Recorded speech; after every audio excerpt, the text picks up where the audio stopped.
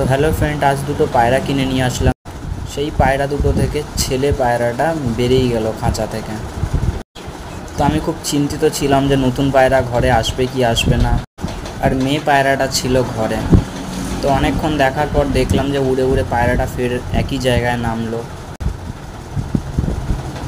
খুঁজছে তার জোড়াকে, কিন্তু খুঁজে পাচ্ছে না।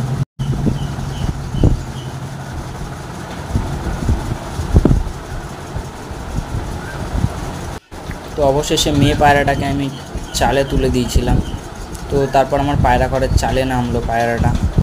এবার মনটা একটু শান্তি হলো যে বাড়ির পায়রা বাড়িতে নেমে গেছে, ঢোকার চেষ্টা করছে কিন্তু খোপে ঢুকতে পারছে না এখনো।